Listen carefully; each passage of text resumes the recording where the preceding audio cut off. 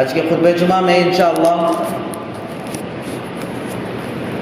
حادثے ہمیں کیا سبق دیتے ہیں، مصیبتوں سے ہمیں کیا نتیجہ اخذ کرنا چاہیے، اس حوالے سے کتاب و سنت کی روشنی میں کچھ باتیں عرض کرنے کی کوشش کروں گا۔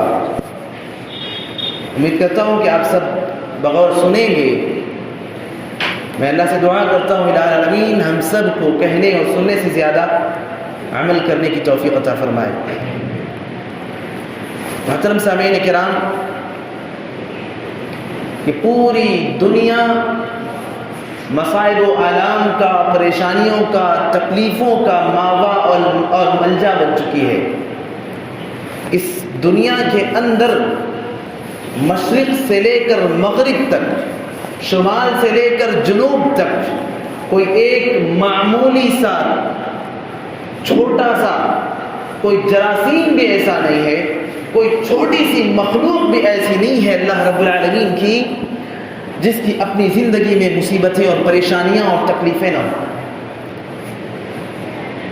بچہ جس دن سے اس دنیا میں آتا ہے روتا ہوا آتا ہے، اور جب یہاں سے جاتا ہے پریشان ہو کر، تکلیفوں کا شکار ہو کر اس دنیا سے جاتا ہے۔ اور زندگی کا کوئی لمحہ، کوئی لحظہ اور کوئی گھڑی ایسی نہیں ہوتی کہ انسان مصیبتیں نہ جھیل رہا ہو، پریشانیوں کا مقابلہ نہ کر رہا ہو، کوئی گھڑی ایسی نہیں ہوتی۔ یاد رکھیے گا کہ مصیبتیں تین قسم کی ہوتی ہیں۔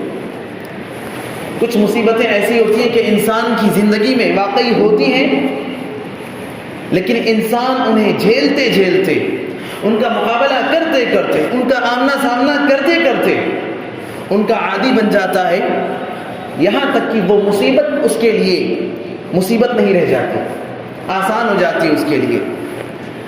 اسی طریقے سے کچھ مصیبتیں ایسی ہوتی ہیں کہ انسان بڑی آسانی کی زندگی گزار رہا ہوتا ہے، مصیبت آتی ہے اس کی زندگی میں، اسے احساس تک نہیں ہوتا، اندازہ بھی نہیں ہوتا کہ میری زندگی میں مصیبت آ چکی ہے، اور پھر رفتہ رفتہ جستا جستا دھیرے دھیرے وہ مصیبت، وہ تکلیف، وہ پریشانی جڑ پکڑتی رہتی ہے، اپنا مقام بناتی رہتی ہے، اور وقت آنے پر اپنا اثر دکھاتی ہے۔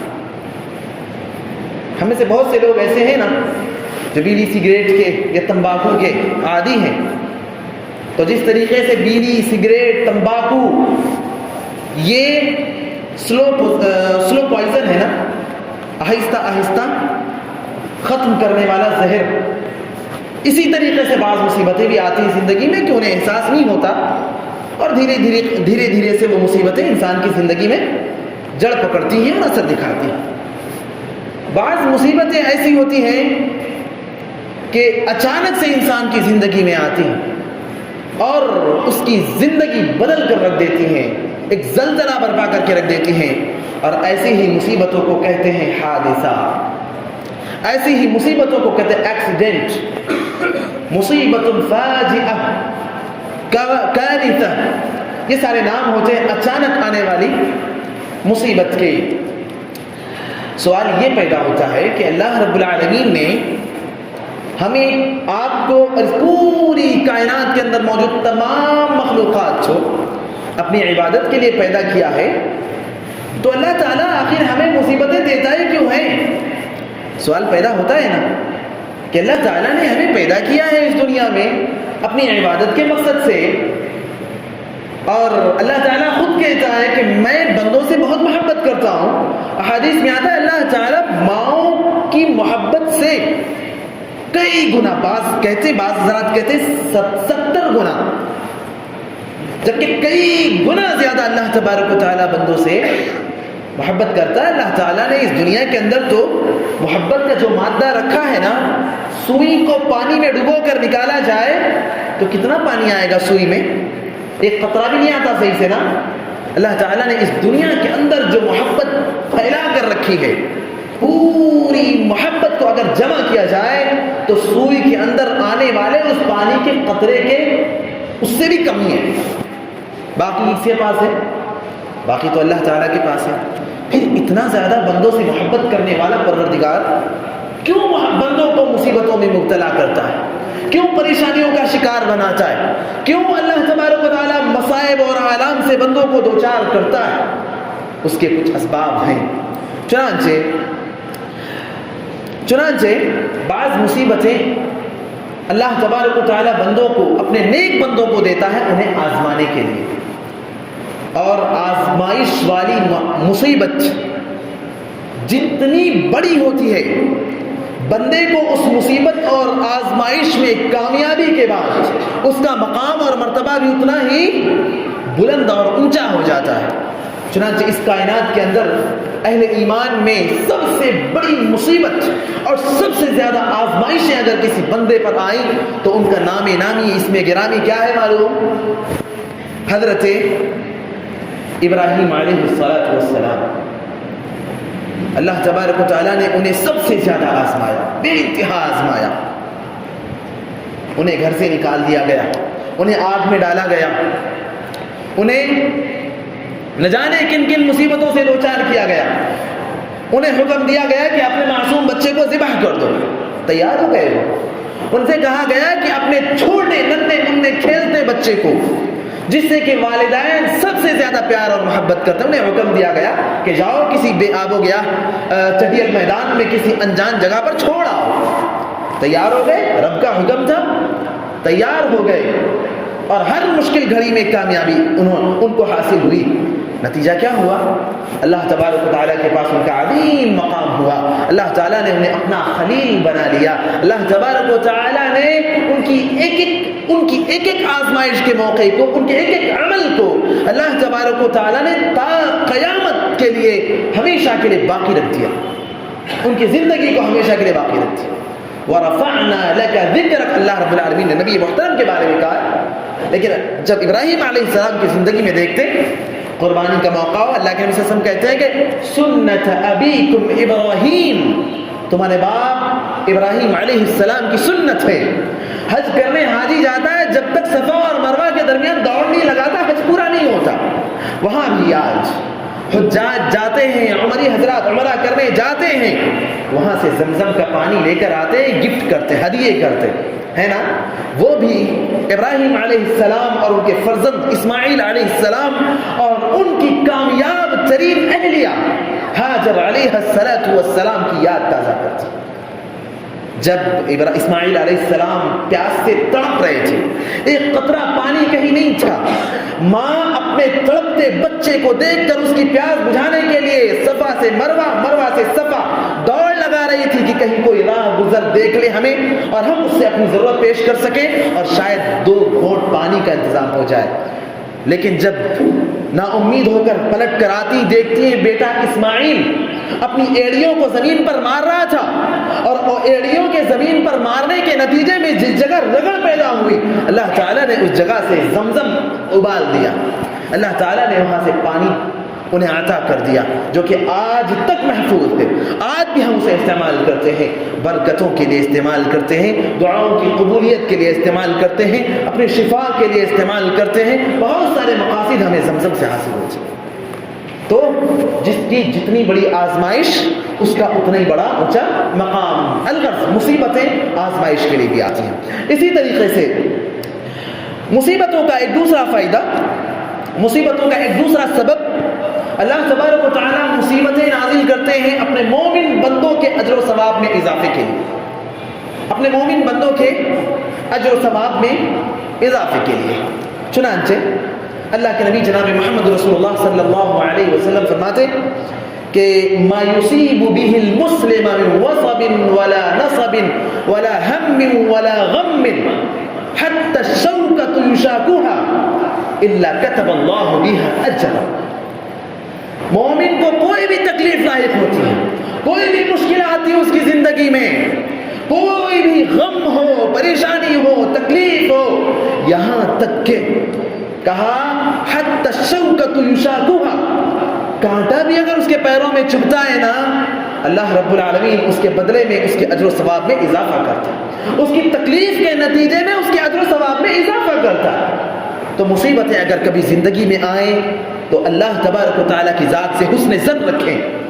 اللہ کہتا ہے انا عند ظن عبدی، میں بندے کے گمان سے جیسے سوچتا ہے, جیسی امید رکھتا ہے, میں اس کے ساتھ ویسے ہی پیش آتا ہوں. بندہ مجھ سے اچھی امید رکھتا ہے, میں اس کے ساتھ اچھے سے پیش آتا ہوں, اسے بدلہ عطا کرتا ہوں, اسے اجر و ثواب عطا کرتا ہوں, اس کی مشکل گھڑی میں اس کا ساتھ دیتا ہوں. لیکن جب بندہ مجھ سے شکوے کرتا ہے, جب بندہ مجھ سے بدگمانی رکھتا ہے, جب بندہ میرے خلاف باتیں کرتا ہے, جب بندہ کہتا ہے رب کو میں ہی ملا تھا کیا مصیبت دینے کے لیے, ایسے وقت میں رب اسے اور مشکلات دیتا ہے اور اس کے تنگیاں اسے عطا کرتا ہے. لہذا دوسرا مقصد کیا ہے مصیبتوں کے نزول کا؟ اجر و ثواب میں اضافہ. اور ایک تیسرا اور اہم مقصد, ہمارے گناہوں کی کثرت کی وجہ سے اللہ تبارک و تعالی عذاب عطا کرتا ہے, اور یہ عذاب اللہ تبارک و تعالیٰ نے مختلف قوموں کو دیا ہے, ان کے شرک کی وجہ سے, ان کے کفر کی وجہ سے, ان کی توحید کی پامالی کی وجہ سے, ان کی رب العالمین کی ذات کو اور رب العالمین کی عبادت کو چھوڑنے کی وجہ سے, ان کی دین سے غفلت کی وجہ سے, ان کی اپنی انبیاء اور پیغمبروں کی تعلیمات کو اپنے پیروں تلے روندنے کی وجہ سے اللہ رب العالمین نے انہیں عذاب سے دوچار کیا ہے. چنانچہ اللہ رب العالمین کہتا ہے کہ وَمَا أَصَابَكُم مِّن مُّصِيبَةٍ فَبِمَا كَسَبَتْ أَيْدِيكُمْ وَيَعْفُو عَن كَثِيرٍ. اللہ کہتا ہے کہ تمہیں جو بھی مصیبتیں آتی ہیں, تمہیں جو بھی تکلیفیں آتی ہیں, جو بھی پریشانیاں آتی ہیں, تم جن مشکل گھڑیوں سے دوچار ہوتے ہو وہ تمہارے اپنے کرتوتوں کا نتیجہ ہوتی ہے, تمہارے اپنے کرتوتوں کا نتیجہ ہوتی ہے, تمہارے اپنے گناہوں کا نتیجہ ہوتی ہے. اور اللہ تبارک و تعالیٰ تمام گناہوں پر ہماری پکڑ نہیں کرتا. میں نے بتایا نا ابھی کہ اللہ تعالیٰ نے اس دنیا کے اندر رحم و کرم کا جو جذبہ رکھا ہے, وہ سوئی کو پانی میں ڈبانے کے بعد جب نکالا جائے تو اس میں جو پانی لگتا ہے اس سے بھی کم ہے, باقی پورا اللہ کے پاس ہے. اتنا محبت کرنے والا اللہ رب العالمین وہ بندوں کی بات پر پکڑ نہیں کرتا, دنیا والوں کی طرح رب نہیں ہے. اللہ تعالیٰ تو ہمارے گناہوں کو معاف کرتا ہے, اللہ تعالیٰ تو ہمارے بہت سارے گناہوں کو نظر انداز کرتا ہے. لیکن جب بندہ حد سے تجاوز کرتا ہے نا, جب بندہ حد سے گزرتا ہے نا, تب اللہ تبارک و تعالیٰ پکڑتا ہے, تب اللہ تبارک و تعالیٰ, اللہ کہتا ہے نا وَأُمْلِي لَهُمْ إِنَّ كَيْدِي مَتِينٌ, ہم مہلت دیتے ہیں. پتنگ اڑانے والا کیا کرتا ہے, آپ سب جانتے ہیں نا, پتنگ اڑانے والا اپنی ڈور کو آہستہ آہستہ چھوڑتا جاتا ہے, لیکن جیسے ہی اس کی پتنگ دوسری کی پتنگ کے چپیٹ میں آتی ہے بڑی تیزی کے ساتھ کھینچتا ہے نا. اللہ تبارک و تعالیٰ بھی بندوں کو مہلت دیتا ہے, کر لے بندے, شاید سدھر جائے, شاید رجوع کر لے, شاید پلٹ جائے. لیکن جب بندہ بہت زیادہ حد سے تجاوز کرتا ہے, اللہ رب العالمین فوراً اس کو پکڑتا ہے. وَأُمْلِي لَهُمْ إِنَّ كَيْدِي مَتِينٌ. اللہ کہتا ہے کہ ہم مہلت دیتے ہیں, لیکن یاد رکھو ہماری مہلت کے دھوکے میں مت آنا. یہ مت سوچنا کہ ہم تو گناہ کرتے جا رہے ہیں. کفار کہتے تھے اللہ کے نبی صلی اللہ علیہ وسلم سے کہ تم کہتے ہو ہم پر عذاب آئے گا, ہم تو مستقل بتوں کی پوجا کرتے, ہم تو مستقل تم کو تکلیفیں پہنچاتے, ہم پر کوئی عذاب نہیں آیا جا رہا ہے. اللہ کہتے ہیں نہیں, ہم ایسے عذاب نہیں دیتے, ہمارے عذاب دینے کا ایک خاص طریقہ ہوتا ہے. جب بندے بہت زیادہ حد سے تجاوز کرتے ہیں اور جب سر سے پانی اوپر ہوتا ہے تب ہم ان کی پکڑ کرتے ہیں, ورنہ ہم انہیں مہلت دیتے رہتے ہیں, ہم نظر انداز کرتے رہتے ہیں. اللہ تبارک و تعالی ہمارے اپنے گناہوں میں سے اکثر گناہوں کو نظر انداز کرتا ہے, لیکن جب ہمارے گناہ ہمارا پانی سر سے اوپر ہوتا ہے تب اللہ تبارک و تعالی پکڑ کرتے ہیں. وما اصابکم من مصیبت فبما کسبت ایدیکم ویعفو عن کثیر. یہ تین اسباب ہیں مصیبتوں کے آنے کے. دوستو اور بھائی, مصیبتیں ہماری زندگی میں آلریڈی ہیں. کوئی انسان یہ دعویٰ نہیں کر سکتا کہ میں 100% مصیبتوں سے, تکلیفوں سے, پریشانیوں سے دور ہوں. کوئی انسان, میرا چیلنج ہے, کوئی انسان یہ دعویٰ کر ہی نہیں سکتا. اور ہم اور آپ تو دور کی بات, معصوم اور ننھے منھے بچے ان کی زندگیاں بھی تکلیفوں سے اور پریشانیوں سے دور نہیں ہیں. تکلیفیں, مصیبتیں, پریشانیاں, حادثے ہماری زندگیوں میں آئیں تو ایک مومن بندہ ان سے عبرت لیتا ہے. اللہ کہتے ہیں فَاعْتَبِرُوا يَا أُولِي الْأَبْصَارِ. مختلف اقوام کے عذابوں کا تذکرہ کر کے, مختلف اقوام کے گناہوں کا اور اس کے نتیجے میں ان کو ملنے والے عذاب کا تذکرہ کر کے, مختلف واقعات کا ذکر کر کے اللہ کہتے ہیں فَاعْتَبِرُوا يَا أُولِي الْأَبْصَارِ. عقل مندو, نظر والوں، سوچ سمجھ رکھنے والوں، عبرت پکڑو، سبق لو، درس لو.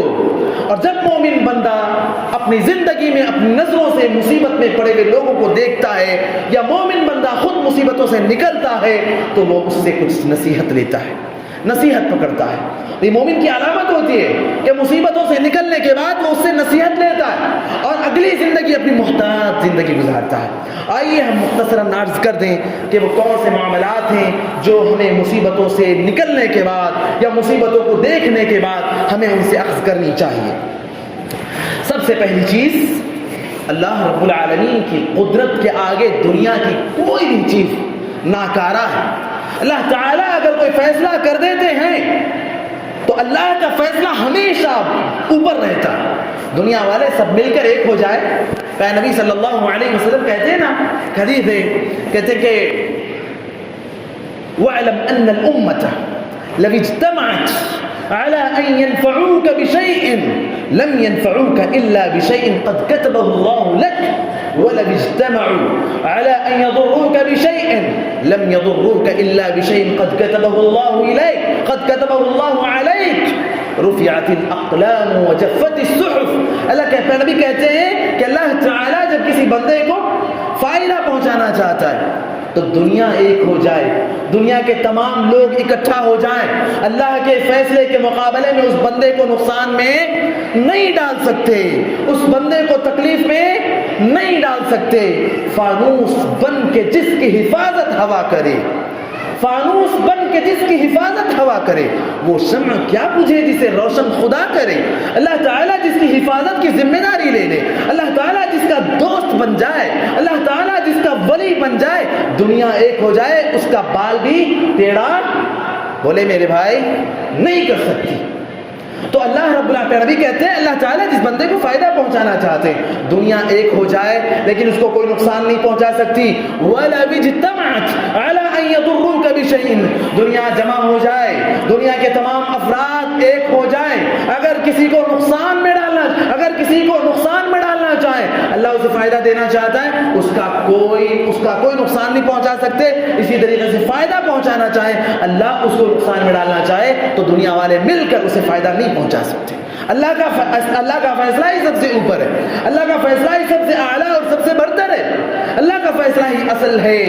وَفَوْقَ كُلُّ تَدْبِيرٍ تَقْدِيرُ، انسان لاکھ تدبیریں کرتا ہے، انسان لاکھ پلاننگز کرتا ہے، انسان لاکھ اپنی زندگی گزارنے کے لیے فیوچر پلاننگ کرتا ہے، بہت سارے اسباب اختیار کرتا ہے، لیکن اللہ کا فیصلہ، اللہ تعالیٰ نے اس دنیا کو بنانے سے پہلے فیصلہ لکھ دیا تھا نا، قلم کو حکم دیا تھا قلم لکھ، اور قلم نے لکھا انسان کی زندگی کے بارے میں، تو وہ فیصلہ کوئی مٹا نہیں سکتا.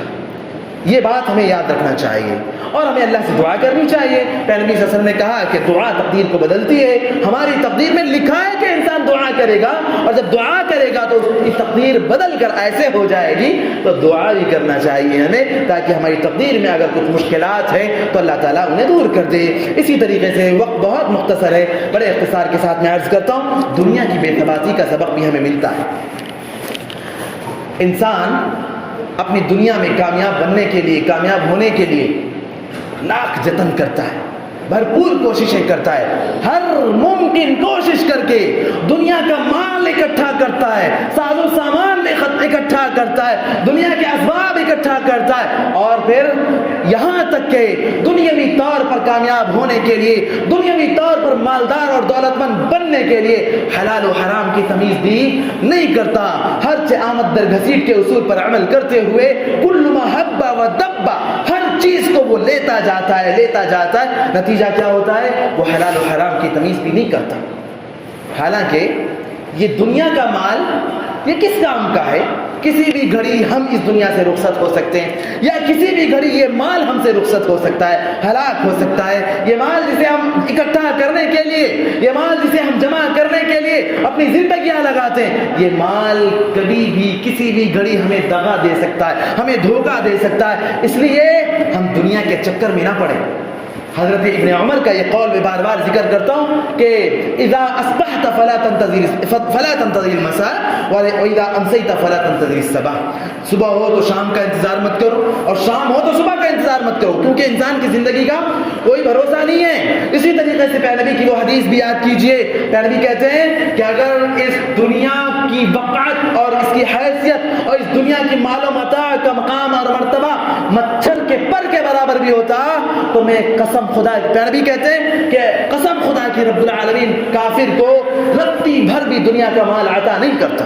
ہم دیکھتے ہیں کہ اللہ کہتا ہے کہ وانتم الاعلون وانتم الاعلون وانتم الاعلون, تم ہی اونچے رہو گے, تم ہی سر بلند رہو گے, تم ہی بلند رہو گے. لیکن پھر بھی کفار کے پاس دولت زیادہ ہے, کفار کے گھر بڑے بڑے ہیں, کفار جو ہے خوشیوں میں موج مستیوں میں گزار رہے زندگی اپنی.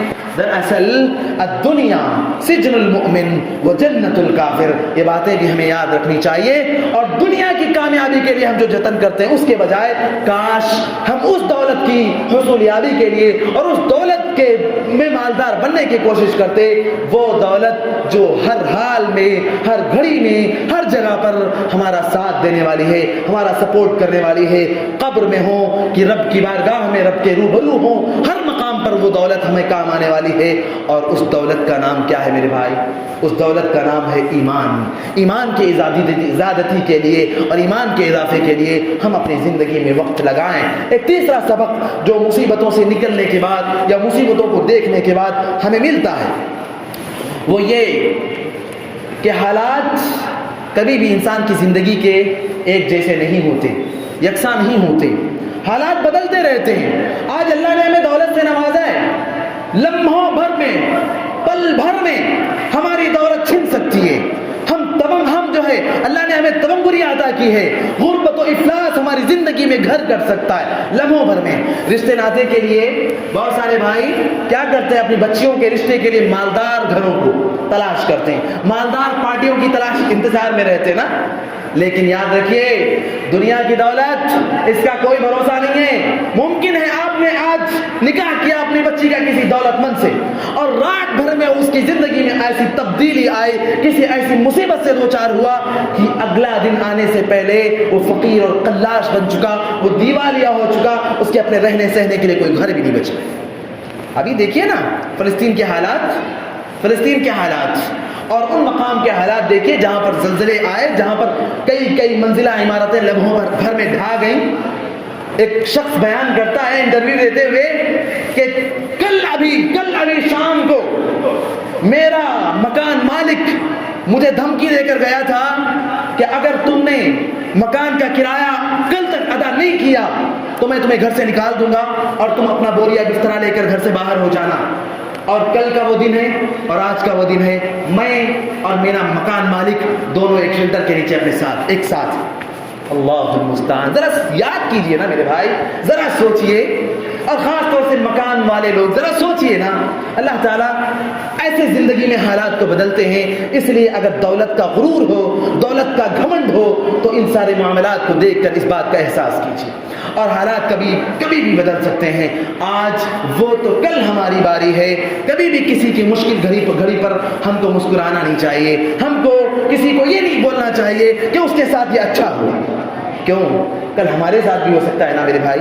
کل ہم بھی اس مصیبت میں پڑ سکتے ہیں. پھر اگر کوئی ہمیں بھی کہے گا کہ ہمارے ساتھ اچھا ہوا تو کیسے گزرے گی ہم پر.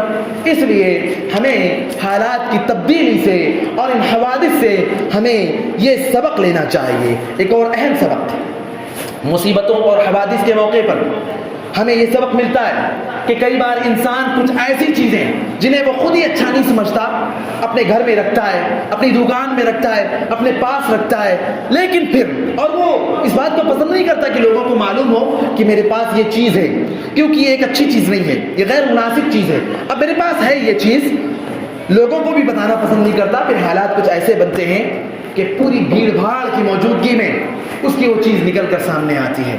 موبائل فون ہے, موبائل فون میں اکثر نوجوانوں کا حال یہ ہے, بہت سی ایسی غیر مناسب مواد انہوں نے اپنے موبائل فون کی میموریز میں رکھی ہوئی ہیں.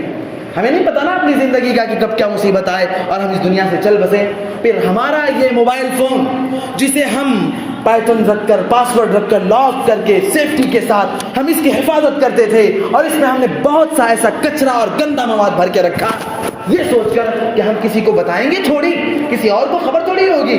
हम इस दुनिया से रुखसत हो गए।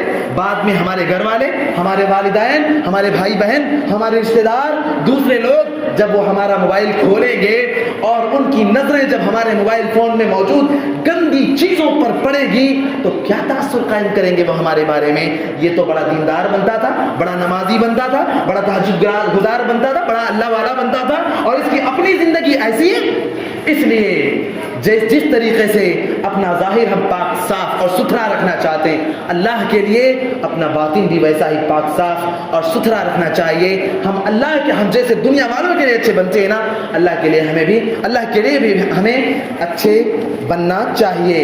ये चंद इबरतें जो हमें अखज़ करना चाहिए। इसी तरीके से वो शख्स जिसकी ज़िंदगी में मुसीबतें आती हैं, सब्र का मुजाहरा करना चाहिए। जब हम सब्र इख्तियार करते हैं ना, जब हम सब्र को अपनाते हैं ना, तो अल्लाह तबारक व तआला हमारे कदमों को जमा देते हैं। हम अगर बेसब्रे हो जाएंगे तो हमारे कदम लरज़ जाएंगे, हम जो है परेशान हो जाएंगे, फिर दोबारा संभलने के लिए बड़ा लंबा वक्त लग जाएगा। इसलिए जब हम सब्र इख्तियार करेंगे, हम इस्तिकामत इख्तियार करेंगे, हम अपने आप को संभालेंगे, तो दोबारा अपने कदमों को जमाना भी मुश्किल नहीं होगा। अल्लाह तबारक व तआला कुरान मजीद के अंदर कहते हैं, वबश्शिरिस साबिरीन अल्लज़ीना इज़ा असाबतहुम मुसीबतुन क़ालू इन्ना लिल्लाहि व इन्ना इलैहि राजिऊन। सब्र करने वालों को खुशखबरी सुना दो कि जब उन पर कोई मुसीबत आती है तो वो कहते हैं हम भी अल्लाह के लिए, और हमारे पास जो माल, जो दौलत, जो दुनिया है, सब अल्लाह का है। इन्ना लिल्लाहि व इन्ना इलैहि राजिऊन, हम भी अल्लाह के हैं और हम खुद भी इस दुनिया से जाने वाले हैं अल्लाह के पास। जब बंदा इस बात का एहसास करेगा तो फिर जो ये मुसीबतों से संभलने में बहुत कम वक्त लगेगा, अल्लाह ताला हमारी मदद करेगा। इसी तरीके से हमें चाहिए कि हम अल्लाह यानी अंबिया, सहाबे किराम और औलिया, उनकी ज़िंदगियों में जो मुसीबतें आईं, जो परेशानियां आईं, हम उनका एहसास करें। जब उनका एहसास करेंगे तो हमें हमारी अपनी मुश्किल छोटी नज़र आएगी, हमें हमारी अपनी मुसीबत छोटी नज़र आएगी। हम जो और लोग हैं जो मुसीबतों में पड़े हैं, जैसे हमारे फ़िलिस्तीनी भाई हैं, इसी तरीके से बहुत सारे मकामात पर हमारे मुसलमान भाई जो मुसीबतों से दो चार हैं, हम उनकी तकलीफ़ का एहसास करेंगे तो हमें हमारी अपनी मुसीबत छोटी नज़र आएगी। और जब हमें अपनी मुसीबत छोटी नज़र आएगी तो बड़ा आसान होगा हमें उस मुसीबत से निकलना। इसी तरीके से बहुत जो दूसरे भाई जो किसी भाई को मुसीबत में मुब्तला देखते हैं, उनके लिए ज़रूरी है कि वो उसे सहारा दें। नबी सल्लल्लाहु अलैहि वसल्लम कहते हैं कि जब तक बंदा अपने मुसलमान भाई और मोमिन भाई की मदद में रहता है, अल्लाह ताला उसकी भी मदद करता है। आज हम किसी की मुसीबत को देखकर हम खामोश तमाशाई बने रहें और भीड़ का हिस्सा बने रहें और उसका ताउन करने न जाएं, उसका हेल्प करने न जाएं, इमदाद बाहमी का रवैया इख्तियार न करें, तो ज़रा बताएं, अल्लाह न करे कल जब हम पर मुसीबत होगी तो हम किस मुंह से, भला कैसे हम नजर उम्मीद से किसी की तरफ जो देख सकते हैं। इसलिए हम आज किसी की मुश्किल में उसका ताउन करेंगे तो कल हमारी भी मुश्किल में हमारे भाई हमारी मदद करने आएंगे। इसी तरीके से मुसीबत में मुब्तला भाइयों की तसल्ली करना और उनके लिए आसानी फराहम करना।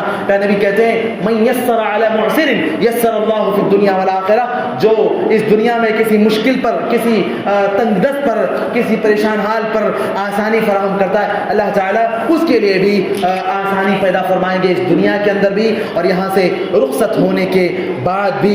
इसलिए मैंने शुरू में जो हदीस पढ़ी थी, अजबन लिअम्रिल मुमिन फइन्नल अम्र कुल्लहु वल्लाह वल्लाह, जब भी हदीस में पढ़ता हूँ अजीब सी कैफियत पैदा होती है, शायद आपको भी ऐसी कैफियत पैदा हो। नबी कहते अजबन लिअम्रिल मुमिन, मोमिन की जिंदगी हर हाल में खैर ही खैर है, खैर ही खैर है। मोमिन की पांचों उंगलियां घी में, बोलते हैं ना, पांचों उंगलियां घी में। क्यों? इन असाबत हो सब्र, जब कोई मुश्किल आती है सब्र करता है, फकान लहू खैर, तो सब्र करता है तो अल्लाह का सपोर्ट उसे हासिल होता है और ये चीज़ उसके हक में खैर है। वही नसाबत हो सर्रा शकरा फकान लहू खैर, और जब वो उसके हक में कोई यानी खुशी का मौका आता है, खैर उसे हासिल होता है तो शुक्र अदा करता है। और जब बंदा शुक्र अदा करता है तो अल्लाह कहते हैं कि لئن شکرتم لازیدنکم، تم شکر ادا کرو گے تو ہم تمہاری نعمت میں اور اضافہ کریں گے۔ یہ چند منتشر باتیں جو میں نے آپ کی خدمت میں ماحول اور حالات کی مناسبت سے آپ کی خدمت میں رکھی ہیں۔